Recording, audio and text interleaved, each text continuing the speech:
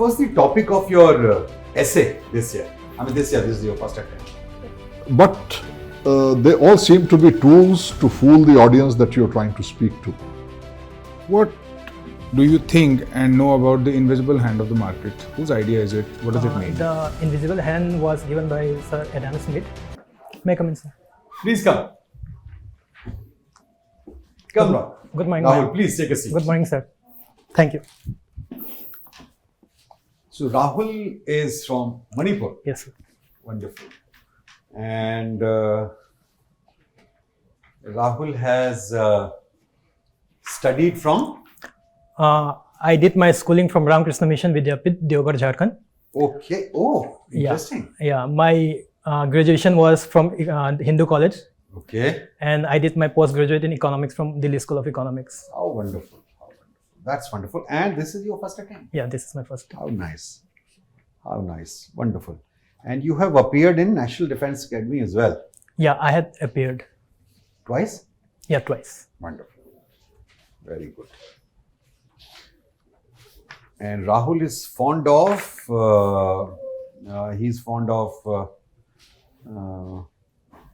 he was member of organizing committee of Diwali Mela in college, commander of drill Yes, sir. and exercise in school, Yes. and captain of football team in school. And football is your Yes, sir. passion. So, Rahul, what was the topic of your essay this year? I mean, this is your first attempt. So, what were the subjects? I think you wrote 2 essays, right? Yes, sir. So, which were the topics? Sorry, sir. I couldn't remember right now. Okay. Broadly, any idea? What did it involve? Its main theme in just 1 or 2 lines. Was it on gender equality? Was it a technological subject or some quotation? I couldn't remember at all, sir. You got Sorry. it? Achha, no problem. So, Rahul, tell me about your state and what is your assessment of what has transpired since April and May in the state of Manipur? Sir, I think what has transpired leads back to the historical and time when Britishers started occupying Manipur. Like for their ease of administration, I think they started separating valleys from hills. Okay. And it leads to the differentiation between tribals and non-tribals, with Meiteis residing in the valleys and the tribals like Nagas and Kukis residing in the hills. And after that, there was contestation of ownership of lands, like this is our land and that is our land only. And I think that started the conflict. And after the Britishers left, and with the signing of accession agreement with India, there was rise in insurgency with some thoughts like we were... In fact, the outfit which has now come join the mainstream is the UNLF, oldest one. UNLF. And it was a Meitei. Yeah, it was a Meitei insurgency group. So I think it was due to that the insurgency rises. And the recent conflict, I think there are majorly 3 reasons why it started. One is the ST demand of the Meitei community. Which it had prior to... it had rejected it initially. Yes, sir. Okay. And the Kukis were afraid that their chances or their opportunities will be reduced. Second, with the rise in the illegal migration from Myanmar and the rise in the government policy of war on drugs with eviction from the reserve forest areas. And the spark was due to the recent High Court judgment favoring the Meitei community, I think, sir. That it should be considered. Yes, it sir. can be considered. Yes, sir. Very well. Very well put. So, do you feel that the basic structure doctrine of the Supreme Court, as it was given out in Keshwanand Bharti case, Yes, sir. does it amount to the overreach on part of the judiciary? I think, sir, basic structure doesn't overreach because it tries to balance the democracy and the constitutional provisions of that made India the India that is right now, and it was constituted by the Constitution Assembly with thorough consultation, and I think with competent intelligence, I think. Okay, very well. Now, tell me, what is subscription economy?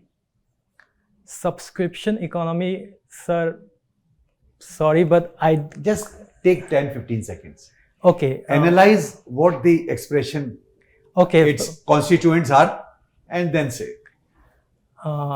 With subscription economy, what comes in my mind right now is the rise in the OTT platforms and the different services where we need to subscribe.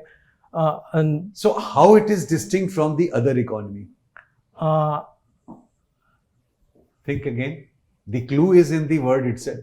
yes, sir. I think to get the service or opportunities, we have to pay the platform or the service provider in subscription economy. But Instead of owning the goods yeah, or anything, you subscribe to it and avail it. yes, sir. Like we have to pay for that. You and- don't have to own any car. You can subscribe to Ola or Uber. Yes, sir. Similarly, you don't have to have high quality video. You can just subscribe and avail it and let it be there. Yes. That is subscription economy. Yes, sir. Yes? Yes. Okay. Thank you. Thank you, sir. So, you watch films? Yes, ma'am. What kind of films do you watch? Usually I watch anime, Japanese anime, and I also watch Hollywood, Bollywood, all types of movie. There is no specific genres that I concentrated. Which is the latest film that you have watched?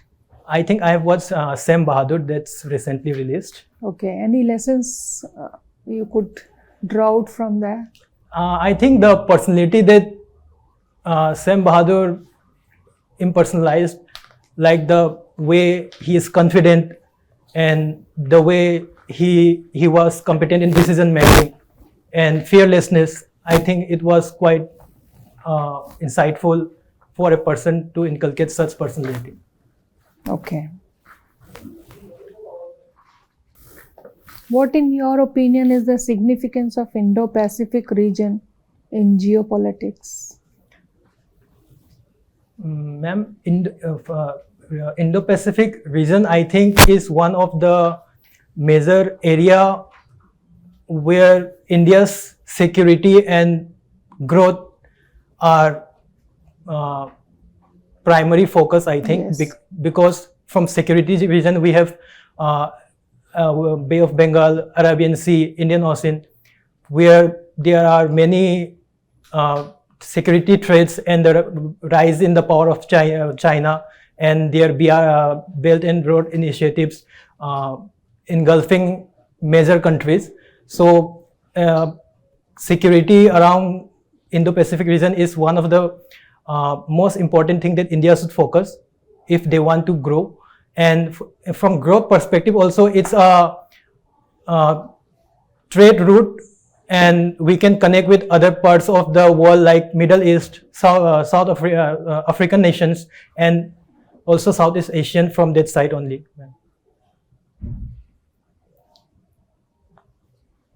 Can you list out one or two problems which are really there in the Northeast? One problem is, ma'am, development issue, lack of infrastructure, lack of exposure, and other is connectivity issue. This also lead to the closer, like lack of openness in the minds of people there. Like they consider themselves not a part of India. Many consider, because there is lack of exposure, I think. And if we ensure more connectivity, like there is only one road connectivity through the Siliguri chicken neck corridor. So I think there needs to be more road connectivity with respect to rail, which is ongoing with the PM Divine and infrastructure development. But I think only major route is now airways, which many of them couldn't afford. So there is lack of connectivity, which leads to lack of connectivity between people also.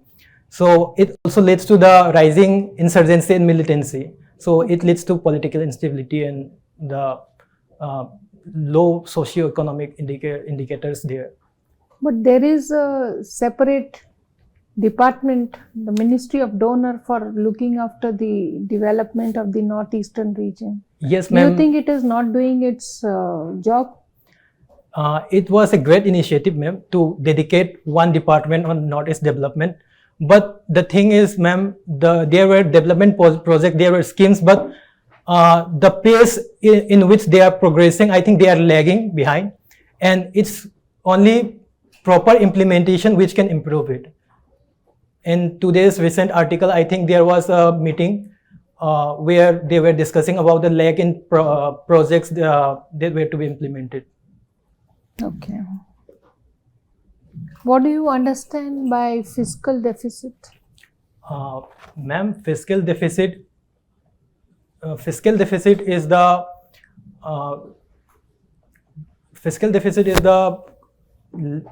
lack of revenue or the borrowing part that the government does to inculcate their government expenditure from other sources. Okay, are you sure? Or you are trying to make a guess? I couldn't actually remember the actual definition, ma'am, sorry. Not actual definition, but understanding of the definition. So Sorry. is it an indication of the development, Yes, expenditure, or income of the government? What does it really indicate? Ma'am, it indicates the growth, I think, growth of the economy. And with proper fiscal deficit in their appropriate range, I think the economy would be more stable. Okay. If there was one thing that you would like to change in the education system, what would it be? I think to ensure co-curricular activities compulsorily for every student so that they could not only focus on education, and the main concern is the rote learning system where only marks are prioritized and parents only perceive marks as the result, ignoring the cognitive abilities of the children. So I think co-curricular activities like sports, inculcating sports and other hobbies in education system might help in that, ma'am. Thank you, ma'am. All right, Rahul, what is NCR? Something that became very famous. A lot of protests were held a couple of years ago. NCR, sir, National Citizenship Register. Right.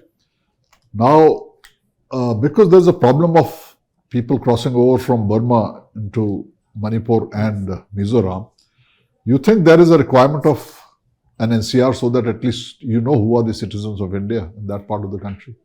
I think, sir, NCR is a great initiative towards countering and providing a proper formal records of the inhabitants or the people residing in a place so that the resource can be managed efficiently, and so that illegal immigrants can be identified who can be deported if necessary.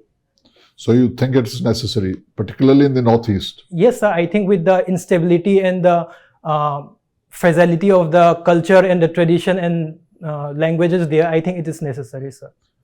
All right. If there is, you're the secretary of Manipur and you are required to sell your state to the investors so that they make investments in Manipur, what all will you tell them? How will you motivate them to invest in Manipur? What are its strengths and weaknesses? Sir, I think first is the cultural aspect. The richness is in culture and the richness in aspects of tourism and biodiversity, where there is a rich culture of flora and fauna there, and the huge potential of renewable energy also there, sir. So these are some main aspects, I think, where investment can be focused. What about the major shortcomings? Major shortcomings, I think the balance between eco-fragility and development can be one major shortcoming. Second, the fear in the perception of the investor that it is Northeast region is not quite well connected and it's not in mainstream India. So it might affect their profit or their revenue. It can be the second concern, sir. Okay, now India, you keep hearing about India, so many trillion economy, Yes, it will sir. become, it is fifth largest economy, next few years it will become a third largest economy. Yes, sir. And then you talk of GDP and GDP growth and growth rate. Yes, sir. But they all seem to be tools to fool the audience that you're trying to speak to. For a common man, to be 5 trillion economy or have 7% growth or have something else is of no relevance. On one hand, you talk of being the fifth largest economy. On the other hand, the government has just extended 5 years duration for providing free rations to 80 crore people. Yes, sir. Do you see a dichotomy there? Do you see there's a conflict of 2 and 2 don't add up? Fifth largest economy, 7% growth, 80 Sir, crore people still have to be fed by government dole. So I think fifth largest economy or fourth largest economy is a great concept of perceiving India's growth, but the main concern is per capita growth. I think per capita income, I think, sir, which Per is capita. lacking. India is lacking in, and it is due to the health, education, water supply, electricity, and connectivity. So I think if we improve these social indicators, then we could improve. I think it will automatically improve the growth prospect of India. So per capita income adjusted for inflation is the right measure of really understanding where you brought your people up to. Yes, You I agree with think that? so. Sir. I think so. All right. Now there is, the Israel-Palestinian war has been going on for too long. Yes, Too many people have died. Yes, sir. If you were to find a solution to the whole problem, what would you suggest? I think, sir, I think a discussion between all the stakeholders is the major solution to this, because without talk, I think there would be no peace, and everyone has to come to an understanding about the impact it has caused, the innocent lives that were lost, and what are the major hurdles in finding a peace solution? I think, sir, the radical mindset of the people can be one of the concern, because it will not make the talk on same table. So if they can be convinced about how they can achieve what they want in a more proper and humanitarian and legal way, then I think there should be a two-state separation between Israel and Palestine, and they should get what they deserve, and Israel should not try to conquer more areas into their domain. Okay, last question. You run 1500 meters. Yes, sir. Who was the first man to run a mile in less than 4 minutes? Sorry, sir, I couldn't. Okay, please read about that. Roger Bannister. Thank you. Thank you, sir. Rahul, you are a student of economics. Yes, sir. What can you tell me about behavioral economics? Sir, behavioral economics is the study where we try to understand how people react according to the conditions they face and the situations that arise. Like for normal economics, there are various constants while assuming or while modeling something, but in behavioral economics, we want to study the behavior of people, how they react, how they changes their demand and their supply according to the change in circumstances, and how they behave differently. Like we always assume a rational consumer in economics, but in behavioral economics, we want to explore how the real person reacts when something like Yes. happens. And do you know about the founders, the people who gave birth to this movement? Sorry, sir. I don't. All right. Tell me also, what do you think and know about the invisible hand of the market? Whose idea is it? What does it mean? The invisible hand was given by Sir Adam Smith, because he was a classical economist who considered supply side is the major tool for reforming market, and he thought that if there is no need to change in there is no need for any policy or reforms in the demand side, and supply itself would correct the market, and there is no need for government interference or government interference. And if there is adequate supply and if people want to buy that product, then there could be automatically an equilibrium, sir. And What do you think about the pros and cons of universal basic income in a country like India? Universal basic incomes are pros. I think it would lead to more inclusiveness. Like people will get some extra incomes which they can spare and could focus on their personal development. Second, I think, sir, the issue of hunger might be resolved. But the cons is, sir, it might also lead to letharginess or laziness, with people assuming that if I get this income, then why do I need to work? And it might affect their productivity.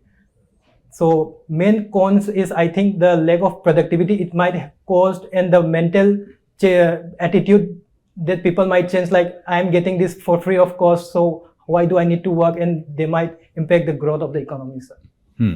Okay. What do you think about the AFSPA? I think it was necessary at that point of time when the insurgency was at its peak, because there is need for law and order, and what insurgency does is not law abiding. It also harms innocent lives in their demands of what they want, and giving that power leads to certain restrictions and certain fear among the insurgency group that anything might happen, and there is no guarantee like we can do whatever we want. But the cons is, with, like we say, with great power comes great responsibilities. Like giving that much big power, there it's not like the whole military or the army who are assigned is guilty, but it's on individualistic basis that some people misuse the powers handed to them. So should it be repealed or should it continue? I think it should be on circumstances basis, sir. Like it should not be on permanent basis, and if a situation arises, then there is need for ASPA. But if there is normalcy and there is peace, then I don't think there is need, sir. All right.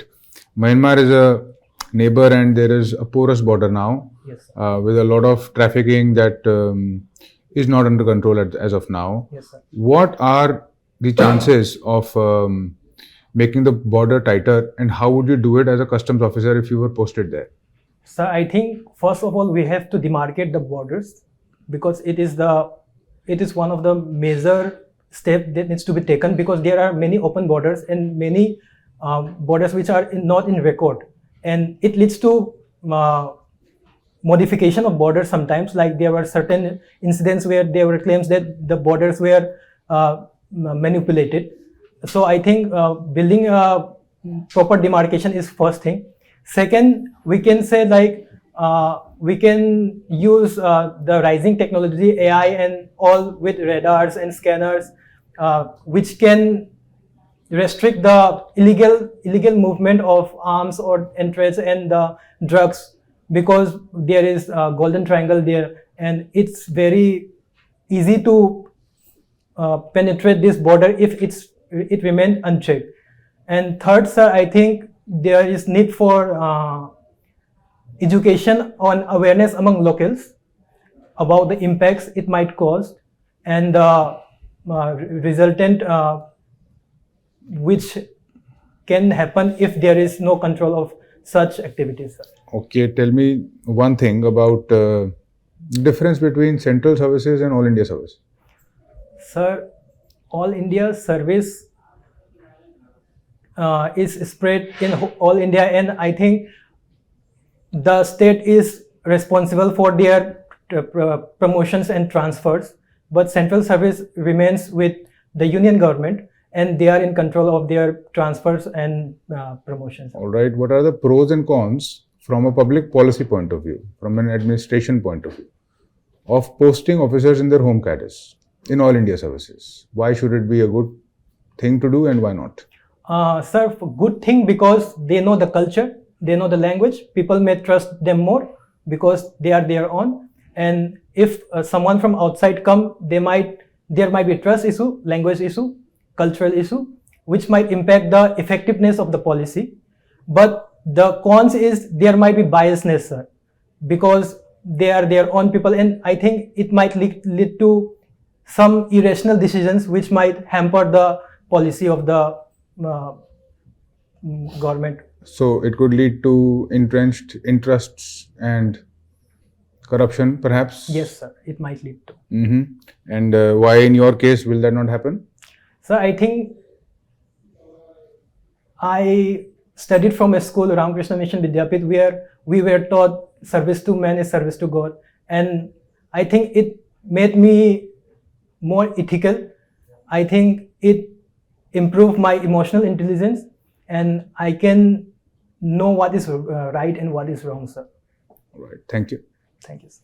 So what is your own assessment on a scale of 1 to 10? How did you do in the mock interview? I think, sir, 7. Okay, good. That's a very fair assessment. Yes, sir. Yeah. Because You this did. is my first time. The first attempt? First attempt, and this is my first interview attempting a mock interview. Wonderful. Very, very nice. Panel wish to make a mention that you have done exceedingly well. Very well. Thank you. Very well done. Thank you, sir. Okay. Now, since this is now that you have reached this stage, and we wish you that you crack it the very first time, Yes. as most of us have done it. So it's a great thing. You start early and have a wonderful career. Now, UPSC is basically looking for the following things. They're looking for mental alertness and the critical thinking and a clear and logical expression in whatever you say and you do, writing as well as interview, balance of judgment, sense of proportion in whatever you are saying and whatever you have written in your written exam. Knowledge, skill, attitude. Knowledge is already tested in your written examination, in prelims. Knowledge is also being tested to very little extent in interview, because what you have studied as academics and what you have opted, there will be questions on optionals. Yes. So it's a great idea to brush up everything about your Yes, sir. economics. Yes, sir. I have less revision right now. That's So you have the time. When is your interview? I think after 16, I am not in the first list. After 16 Feb, I am not in the first phase. You are not in the first phase. That is sometime in mid of January? Mid of February, I think. Mid of February, wonderful. So you have all the time. Yes, sir. So go through your economics and also go through all the 7 parts of the GS. Yes, sir. Prelims and mains, combined, everything taken together. Dynamic, static portion as well as dynamic portion. And relate all those things to the current. Yes. Polity, for instance, the functioning of the parliamentary democracy, parliament, and what has transpired in these last 3-4 days, disqualification, etc., etc. And so all the some concept-based questions can also be asked, and rely on the High Court, Supreme Court judgments where they have reached finality. Okay. If a question is asked on an issue which has been decided by the court, if a situation-based question is asked that you are such and such and now you are required to do anything, or perform a function, or your superiors are asking you to do something, and it militates against the constitutional morality and constitutional provisions and the oath which you would be taking as a civil servant, then without any hesitation, go by your constitutional oath that you have to uphold the constitution come what may. Yes. And do everything which is legal and lawful. However, if there is a scope and a human situation has arisen and it is not still taking the totality of the circumstances without, so as balance is to be struck between many things. For instance, an 85-year-old woman is without she requires an Aadhaar card and her address is, the documents for her address like the phone bill or passport is non-existent. But she has to be given benefit. Yes. So how to accord that thing? If you go very strictly by the rules only, then she will never be able to get it, and she deserves it. Yes. In that case, I think it's a great idea to ask her village that who are the people who have known her or her contemporaries who have got Aadhaar card, have known her for these 60, 70 years, and okay. Yes. So strike the the balance between the human side and the adherence to the strict rules. This kind of tricky questions can be asked. Yes. You have answered very well about your state. Prepare it well in bullet forms and all the possible questions. You have anticipated I'm sure you would have anticipated Yes, sir. it, and you have answered them very well. Thank you, sir. And your suit is fine, your shoes are fine, and you well groomed. No jewelry which you are not wearing. No, sir. No watches, no jewelry. Greeting etiquette is, if there is a lady who is the chairperson, then you greet the lady. And also look at others and acknowledge them. If the gentleman is the chairperson and a lady is there, then you greet the gentleman, the chairperson and the lady Okay. separately.